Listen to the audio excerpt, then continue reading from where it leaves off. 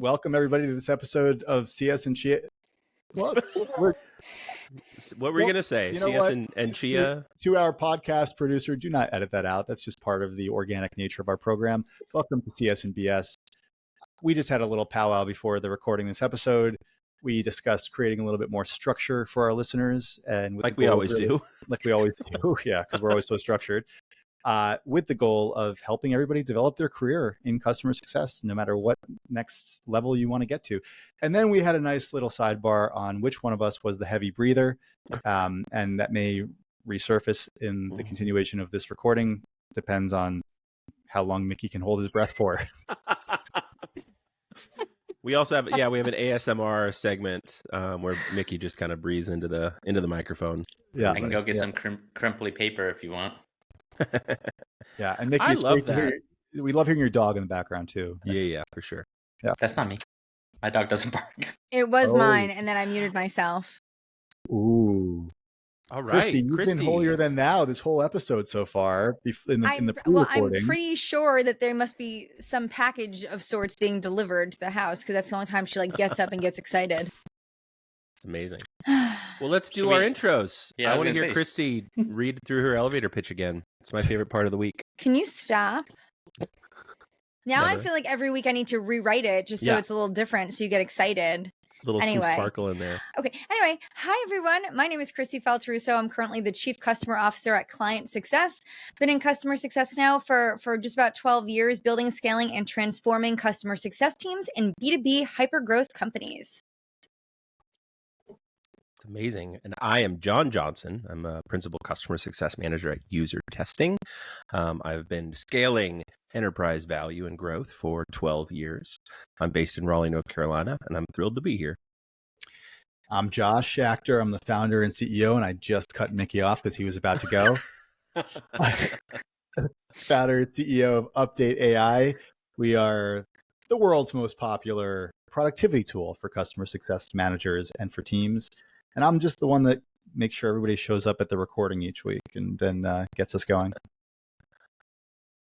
And I'm Mickey Powell. I'm the head of go-to-market at UpdateAI, and I've been stumbling up through customer success for the last 10 years. Yes, I love it. Where are we going, guys? Mickey, I gave my proposal. Mickey, what do you propose for as a topic? I wanted to talk about why CS platforms fail. No, I love that. Well, I wish we had somebody that worked for a CS platform on this. Hey, Kristi. I double voted. I double tapped that. I agree. I'm really excited about this topic. I know that came up a little bit with Jeff last week. But before we get into that, I wanted to just take a minute, since we don't have a guest this week. It's just the four of us again, all those many moons ago, 4 weeks ago, before we started bringing on guests. How's everybody doing? Let's do a quick little health check. Let's be. Oh, I thought you were going to wish me a happy early birthday. Okay. All right. Sorry. Kristi, you just ruined the last hour of the podcast. We're just going to do your birthday. Okay, so we'll pretend like I didn't say that. We'll celebrate. Come on. We'll celebrate because I can't wait to be serenaded by you later. So this is when really is your exciting. birthday, Kristi? On the 23rd. It's this weekend, Saturday. Gosh. That's amazing. Woo. So I'll expect you Happy to 23rd. send me a text message recording of you singing happy birthday. Yep, absolutely. Thank you. 28, Kristi? 28, solid 28. 27. Still. She's going to be 27. Still. I love it. I am fine wine, my friends. How is everybody doing? The industry is weird. Software is weird.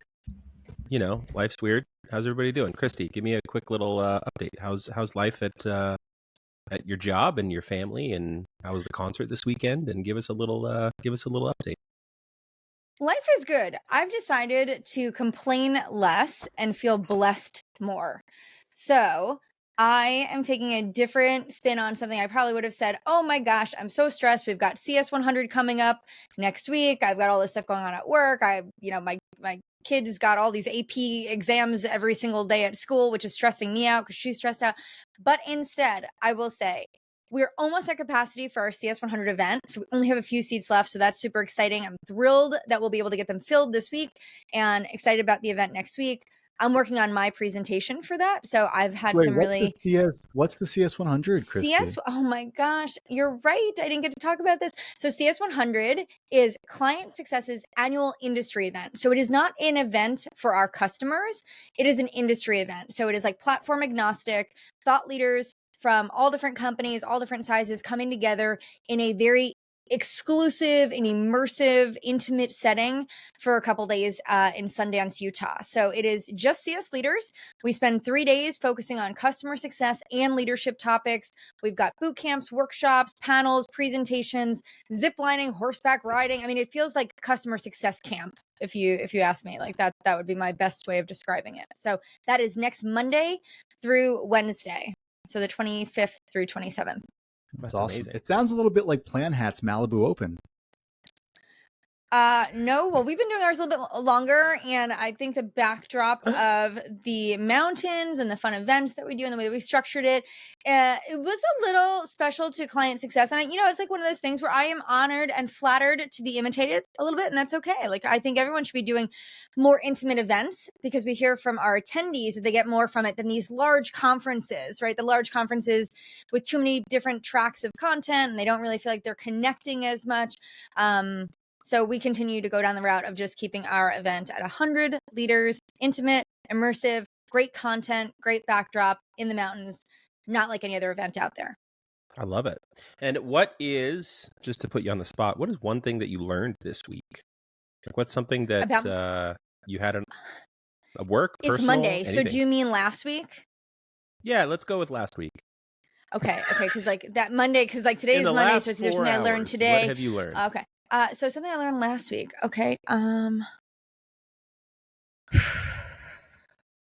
exhausted. Yeah. Yeah, I think okay, so I'll give some context. You all know, but maybe not everybody who's listening doesn't know that my schedule, I start early. I go to bed early, so I'm early to bed, early to rise. But I do this every single day. I work out every single day. I'm actually 260 days today of exercise straight. Wow. So I was trying to go the entire year with exercising every day. Now, obviously, it's not high intensity every day. Some days, like yesterday, I just walked for 5 miles. So not every day is high intensity, but I exercise every single day. My body is like a little beat up. So I had Please stop. to like allow myself to like live in that truth of like, man, I am like physically and mentally exhausted and like passed out on my couch at like 5 p.m. on Friday. So I'm learning that I'm tired and I need to like rest my body a little bit more and listen to it. Are you going to take a break when you're in Sundance for the 100 camp, or are you What, and not exercise? not exercise while you're up there? No, are you kidding me? I'm gonna go like run up a mountain or something. Run like, up a mountain. I'll go like run my trails. Are you kidding? Like, one thing that my husband and I do if we're traveling and we don't have a lot of time, do 100 burpees. So for anybody who complains that like you and I should 100 never go on burpees, vacation you break it up into together. 10s. Like if you did 10 burpees every minute for 10 minutes, it's a 10-minute workout, but it's a full body workout. You'll break out a sweat, like you get your no. Okay, it's not. I've done it. I've done 100 burpee box jump overs. Like you could do this. This is not that hard. Anyway, it's something you could do with minimal space, no equipment, body weight. Like just get to it. So we always say there's no excuses to not work out 100 burpees. The most in shape. You guys may know I'm a huge ice hockey fan, but the most in shape hockey player of all time. His name's Jaromir Jagr. He's a Czech player. He's in his almost mid 50s and he still plays professionally in Europe. He played in the NHL for like 20 plus years and now he's in his mid 50s, gray hair, and he's playing in Europe. But when he was younger, he would do 1,000 squats a day. And I think like you, Kristi, it wasn't all 1,000 squats at the same time, but every day he would make sure he did 1,000 squats. So there is something to that. So Happy New Year to those that are celebrating, mainly myself and all of Kristi's neighbors in Long Island. So it's the Jewish New Year, John, you're asking, so this is a time like what Kristi was saying. I think it's kind of permeated between the fence in your yard, right? From your neighbors, like of reflection, of renewal. Yep. I don't yet know what that means for me. I'll figure that out on Yom Kippur next week. But I don't know. Happy New Year to anybody listening that's celebrating. One thing that's been a change for me for the better is intermittent fasting. I started intermittent fasting 2 weeks ago. I have not, right, we're filming this and right now it's 2:20 p.m. on Monday. And I haven't eaten since I think like 8 o'clock last night. And I'm not starving. I'm not hangry. If I'm pissy, it's for other, personality reasons. But something's in retrograde. So yeah. But it's given me a lot more focus. Josh, what's and your energy. ratio? So what are you doing? You're doing 16. What are you doing? Like how many hours fasting? How many hours of eating? Now, truthfully, I usually work pretty late, so I usually eat dinner like 9 o'clock or so. Because of this, I have now stopped eating peanut butter in the middle of the night, which used to be a go-to for me. And yeah, it soothed my soul. All right. Was it like a big like tablespoon full of peanut butter? Is that like what was happening? Yeah, it's the giant Skippy with a big spoonful, 1 or 2 spoonfuls fulls, and then there you go. And then in the morning I used to have like a Dunkin' Donut muffin or something like that. And now it's like, so you're just like all sugar, fat, carbs, no protein. Yeah, no wonder I was always so pissy. So it's been a godsend though. Like honestly, I've lost some weight, and focus has been there, and energy's been there. Yeah, I love it. That's awesome, Mickey, what Josh. about you? Good for you. Thanks.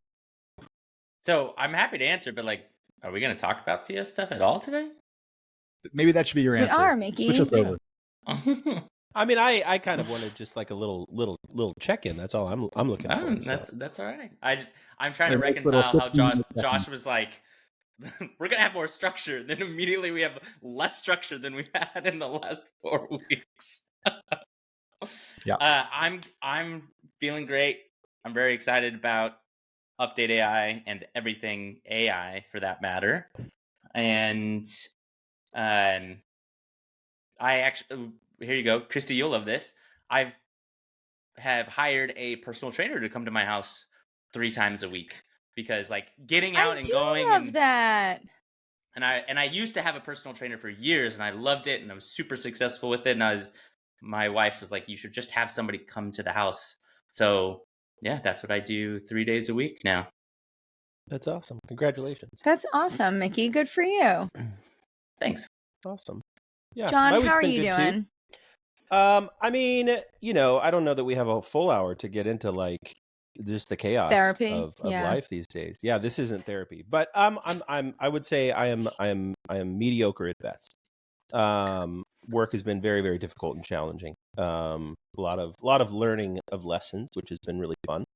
I as much as growth is painful, I tend to want to be at the other end. You know what I mean? Like when you're going through the growth, you're like, gosh, I know this is going to be good and I know this is going to be great, but I just would like it to be great right now. And I'm kind of in like the middle of that phase right now. So it's there's a lot of opportunity for expansion, I guess, if you will. We celebrated my youngest daughter's birthday this weekend. She turned 8. And so we just kind of bounced around at trampoline parks over the weekend, which was really fun. Kind of way to what I thought would be, kind of a calming experience. But one thing that I did not expect was just how chaotic it was organizing an 8-year-old's birthday party. So I lost a couple of years myself, just haranguing a bunch of kids to eat cake and pizza and then just not barf on a trampoline. So, but it's good. Yeah, that was a good lesson. It was like, don't plan the birthdays next year. Let somebody else do it. So. Yeah. So, well, the topic that we talked about over chat was, I think, Mickey, you said why CS platforms fail, or let's talk a little bit about that. We've all used CS platforms. Is there a specific experience that you're kind of drawing from, Mickey? Like, let's hear a little bit about it. Well, I actually posed this question on LinkedIn and in some Slack communities, really coming from the perspective of like, my wife's a Gainsight administrator, so I've seen a lot of that. I've implemented Gainsight before, but I'm smart enough to know that my limited experience doesn't encapsulate everything that's possible and has happened and has gone well and hasn't gone well. So I want to understand this because I got a very visceral reaction from the community. And it seems like something isn't entirely going well there, and I want to understand the root causes. Give us some colors. Give us some colors on the visceralness. Was it what was the theme of some of the reactions? I think Kristi just got a picture of like a pile of poo, when she just posted that on LinkedIn. No, I'm just kidding. I did not, but you should go see the She did post. not. See, Mickey's just trying. This is link bait. Do you hear what Mickey's doing? He's saying this so people will go see if I actually did that and go click on his LinkedIn post. You That's won't actually believe what what he just she did there. said. Yeah, I'm clickbaiting within Exactly. the See, podcast. No, people have had like they talked about like just really terrible experiences of not being able to get what they want. People gave good examples of like, we weren't ready, or our data was really terrible, or people believe CS platforms are going to solve their problems when in reality they're going to actually just make them worse. Put a highlight on it. Yeah. So stuff like that. So, Kristi and you are obviously great source of expertise. I have all my own opinions, but I'm actually way more interested in everybody else's. Yeah. I mean, Kristi, you probably have like the deepest experience here, especially from, the perspective that you're coming in. I've implemented 3 platforms. We just went through a Tatango implementation, which has been interesting. I've also brought on Catalyst a few times and Gainsight in the past. I will say one of the things that I wish happened, at least in the sales process, is the validation of data. I mean, making sure that your data is clean and that you understand the problems that you're solving. I mean, it kind of seems like it's core to CS, but I think a lot of times when you're pushing for sales from a sales organization, you just you get a lot of closing deals without a lot of like validation of, this is going to solve the problem that you're coming to the table with. Kristi, I'd love to hear, I mean, just kind of like your perspective on CS platforms in general and what the, kind of the market is feeling like. There seems to be a lot of them these days, right? what platforms or feelings? Yeah. Yes. Yes. Both. All right, listen. Can I give you like my top 5 in no particular order of like my 5 initial reactions to like why these things fall, and then we can unpack some of these. And you hit on one, John, which is the data. Garbage in, garbage out, right? You've got bad data. Having a platform isn't going to change that. Right. In fact, it's just going to exacerbate the issue. No strategy. Most often I find that folks are coming on board because like, oh, I used a CS platform in my previous role, right? So it's like a repeat buyer. They think that this is just what they should be doing as a leader, is implementing technology. There's no real clear strategy. They haven't actually executed or tested anything to say, great, we need a solution to help scale and operationalize this, right? So there's no strategy, no change management, right? So they may deploy it, they might get it set up correctly, but then they don't go through the requirements of change in the organization to drive the behaviors of strong adoption and value outcome. Misset expectations. This is for them internally with the platform provider, just I think across the board. This isn't a finger pointing at sales. I'm not saying that sales misset expectations.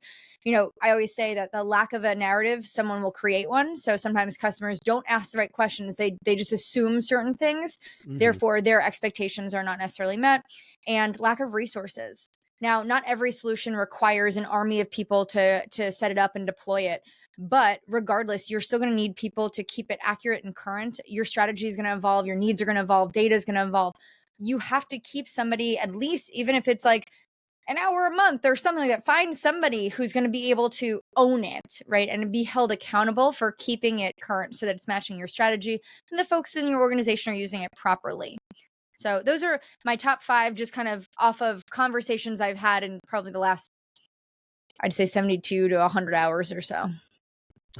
I might have missed the boat on this part of the conversation, but you guys saw my chat. I was going to the bathroom. I had too much club soda. Okay, great. So Thank you. But I'm back now. And I want to rewind a little bit. I've never used a CS platform. I know all the executives of all the CS platforms out there. And I can pretend like I know what they do, but I don't. So for those listening that might not already be CS leaders, that might be getting into the industry, what are the primary objectives and use cases around using a CS platform? Like, what is a CS platform good for? Why do you need it in your life? I mean, my hot take is that you don't. I gotta be honest. Like, I've used some great tools. Like, I've loved some awesome some awesome platforms. But to Kristi's point, and Aaron Thompson mentioned this on the thread, like it's got to come from a process. And like, I think the problems that you solve with, in my experience as CS platforms, is, making sure everybody's on the same page, making sure you're tracking tasks, you're tracking customer health, you're tracking the experience that your customers are having with either the platform or the CSM, health scores, all those kind of, like the buzzwords. It's like taking Salesforce and then just applying it to the But is that customer really, success industry. is that what people use it for? Because, Mickey and I use HubSpot, and we use a fraction of HubSpot. And I could tell you, well, HubSpot allows you to create landing page and do A/B testing and map your CRM and, get you a Coke, a can of Coke or whatever. But like, we use it for one specific thing, which is not right. So like, what are people actually using CSPs for? Kristi, I'd love your take on this. Like, what's the core use case and objective of using a CS platform? Okay, I have to give you the 7 that I've designed for myself as a previous CS leader. I'm not even talking about it through the lens of client success, but in order for me to ever get all of the money that I've ever procured for customer success software prior to joining client success, right? I had to go to a CEO and a CFO and get buy-in every single time. There were 7 things that I always presented in terms of my objectives as a leader that I think are really important to think about. So it was democratization of data, right? And this is not just bringing all the data together, but it's empowering my team to have access to all the data, how to use it. Operationalization of process. So this is like, we have process in place, but how do we think about really operationalizing it across the entire team so that everyone is doing the same things at the right time, with the right people? Driving efficiency, mitigating risk, identifying growth, increasing visibility, and scaling with ease. So those were like the 7 things that I designed, and I said, these are the 7 things that having a CSP is going to help me with. Now, I will tell you, it takes a long time to say that my platform has ever helped me with all 7 of those, right? I think it's what's fair and reasonable, and what I kind of coach our customers on at Client Success is I say, here's 7 objectives that you could focus your energy and efforts on with a CSP. Pick 1 to 3, right? Like, what is your top priority today? What is your business telling you that you need to focus your attention on? I'll tell you, more often than not, it's mitigating risk and either operationalizing process or scaling. Those are the 3 hot ones that come out of this almost every time, because those are the areas of focus, and that's usually where they are. Gun to your head, what's the number 1 that comes out of it? Mitigate risk. Everyone's got a churn problem. And everyone's got a churn problem, and they're trying to. Yeah, so they're trying to design health scores, which, let's be honest with you, how those are designed and the intended use cases behind them, womp womp, like a big flop.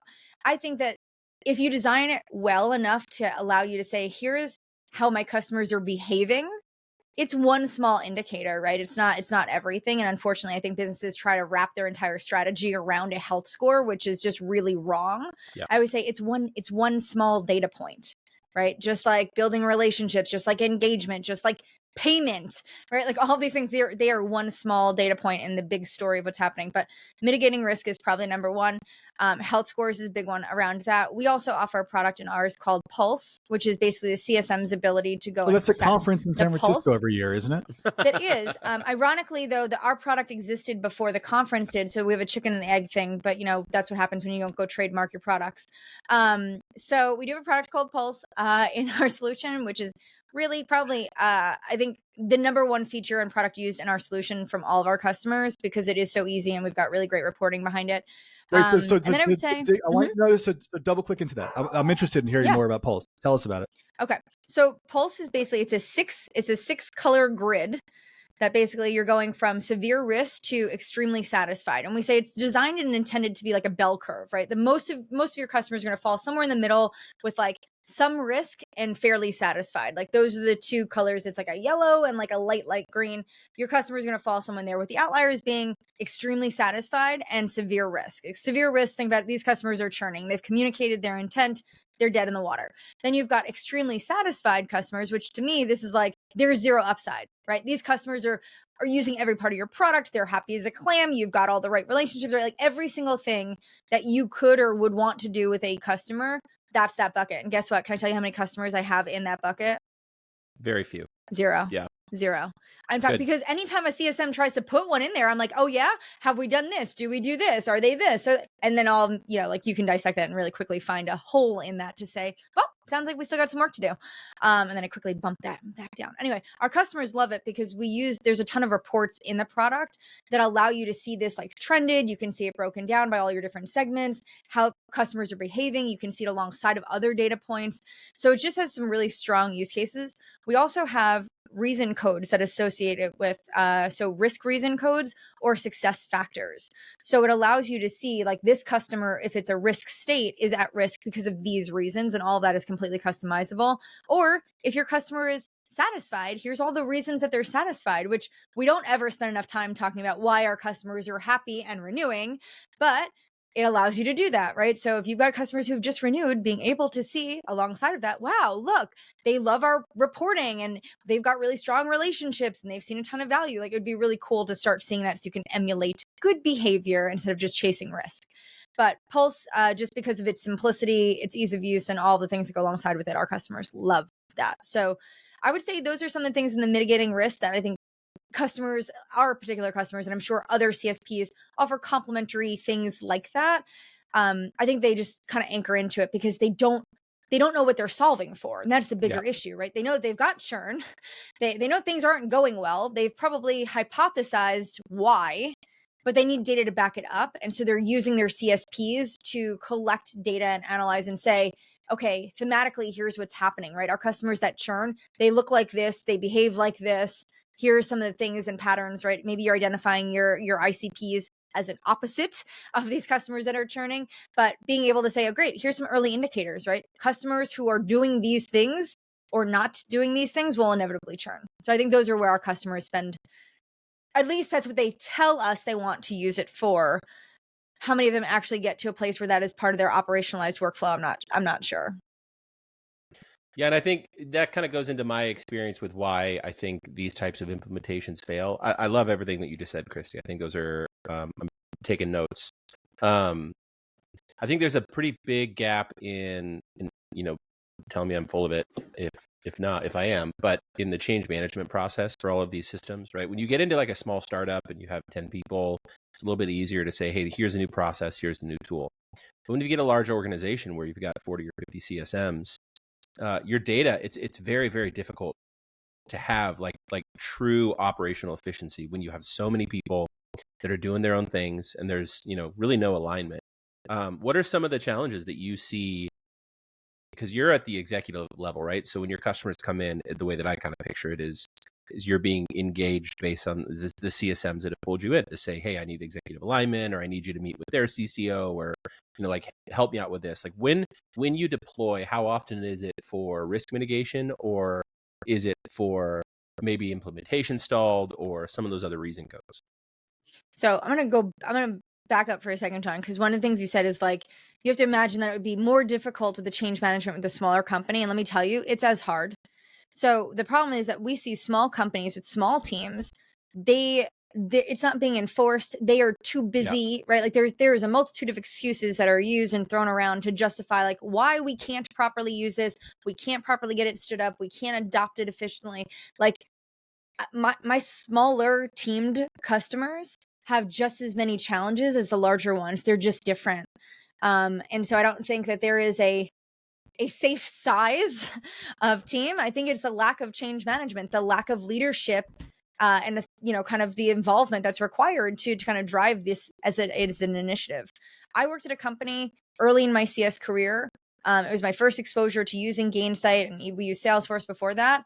But they were a little bit more stick than carrot, and I probably emulated that early in my career. But it was like, these are the tools and systems that we use. If it's not in there, it didn't happen, right? And so it was very much like, this is what we use to do our jobs. If you're not doing this, you're not doing your job.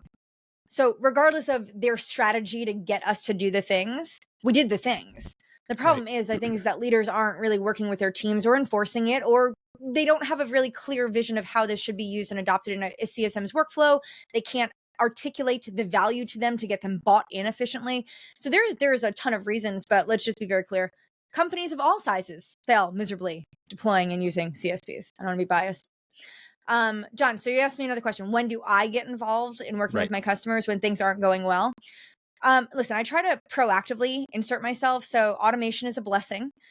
So I've got a bunch of automation rules coming out of our platform that will reach out to the executives of our customers at different periods of time in the partnership so that I'm organically having these things kind of reached out. So like 45 days into the partnership, an email goes out to me, to the executive sponsor, to check in to see how onboarding is doing, right? And it has my Calendly link, and it's a message that feels very personal.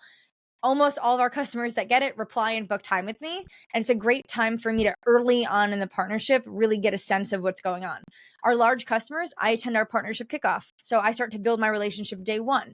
So if it's not day one, it's day 45. From there, I usually have a series of engagements that I'll now establish with that executive now that I've got them on that first call. So I try to have some proactive touch points so it doesn't always seem like I'm only dropping in when things are going wrong. I think that's a bad strategy. And so again, Right. use automation to make this seem less sucky. But yes, if things are not going right, so like onboarding, we track very closely. If things are not progressing, if things seem stalled, if my CSMs are escalating to me, 100% I'm reaching out to them to have a very frank conversation, right? Like we talked about this in the partnership kickoff. You confirmed that you were going to be able to staff the right resources. You were committed to the cadence of engagement that was required. We talked about all of this. Like we set proper and clear expectations up front. And when our customers fail to meet their side of it, we, not that we're calling them out on it, but like, Right. let's have a conversation because you bought this because you were the one that had a problem, right? I'm not making you use this. You're paying for this. So we're just here to help make sure that you're getting what you like, your value from this investment you've made. Outside of that, Can I pause you for a second? Yeah, please. On the automation piece, it's interesting because we use automated tools. Like we use Mixmax is one we use for it. They've got really good kind of sequencing, not on a mass level, Cool. but just like. But what I find is like sometimes it's hard in my particular use cases. I'm like stepping on myself when I have an automated sequence that's scheduled, but then I just corresponded with the person like last week, and like then it becomes like insincere. Maybe this is too specific of an example, but have you ever come across that at all? Like, because in automation, automating communications, that's something that I've always just struggled with. Is like, how do you automate, but also keep it genuine and authentic? Yes. So I don't typically run into an issue with the automation at the 45-day mark because it's very rare that I would ever be engaged outside the partnership kickoff call where like there would be some weird overlap. So I haven't experienced that one. Where we do run into it sometimes is with our onboarding, not the onboarding experience, the renewal cycle sometimes, but we have enough data inputs that say like a customer really has to qualify for the sequence to kick off. So we try to not have that be an issue. But when it is, it's like, listen, some of the automations that we have go out are not necessarily from me specifically or from a CSM. We've also created different aliases like renewals at or support at or success at. And so those like kind of anonymous email aliases kind of let us play dumb, right? So, yes, but at the end of the day, we are a CSP. So we also say we use our product to do these things. And you might want to consider using them for these workflows too. However, blah, blah, blah, it ran for this reason. So like, yes, it's happened. It doesn't happen often though, because we also don't have it running sequences. It's like kind of one-off automations that happen at a particular moment because of a specific thing that took place. Yeah. But again, data in, data out, because if you don't have good data in to run those automations and those rules and those sequences, that's where I think things get a little icky.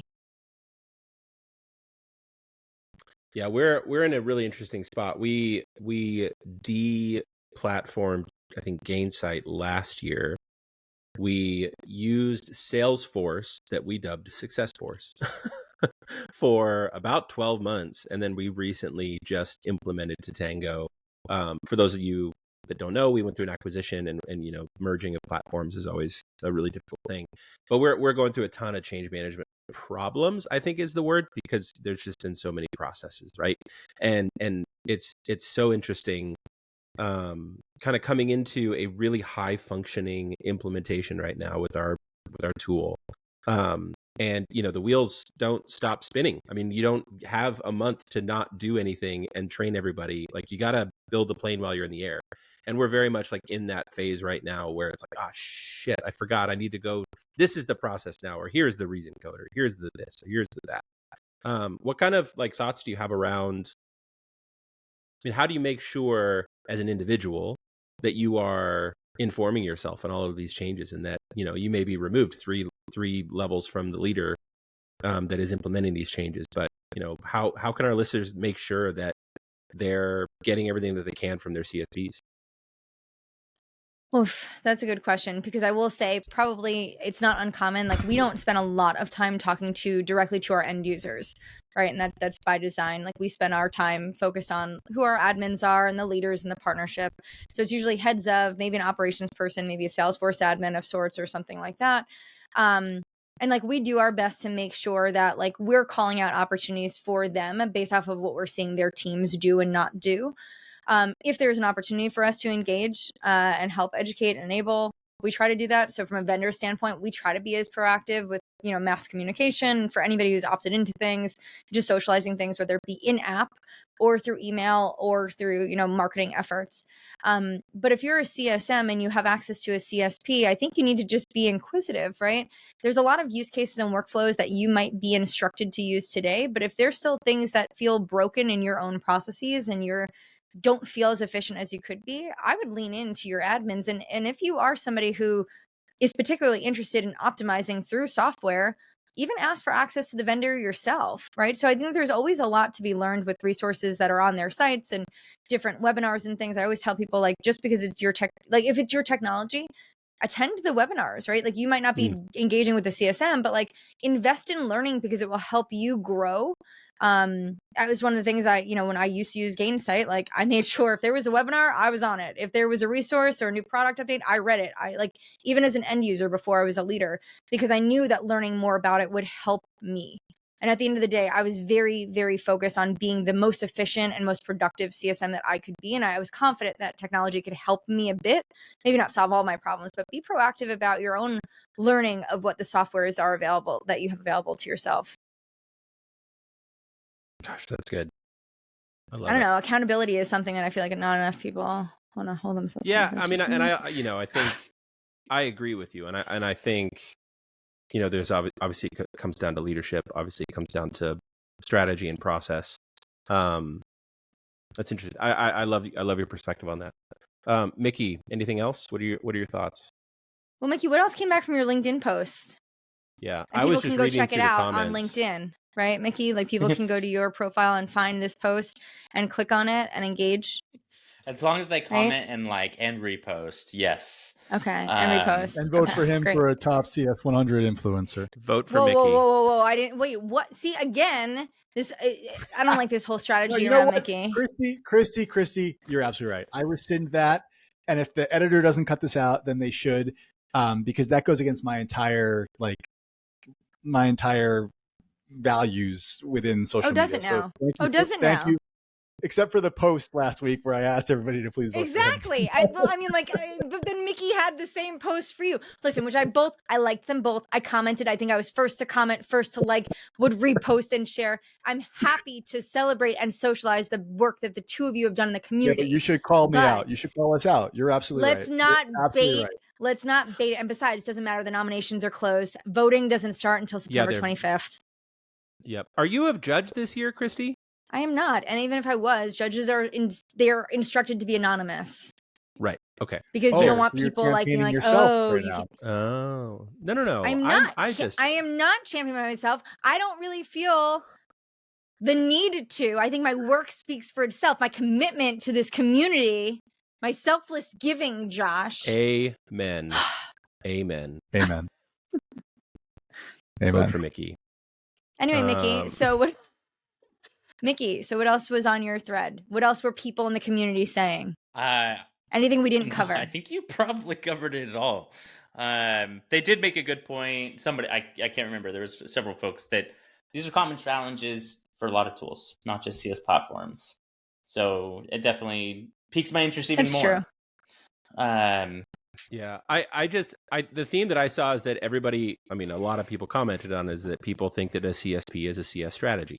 And that's not true. Oh my God, it's literally not. It is so, and you're right. People do come in all the time with that assumption being made, is that I have these problems, so I'll deploy this CS technology and that will solve my problems.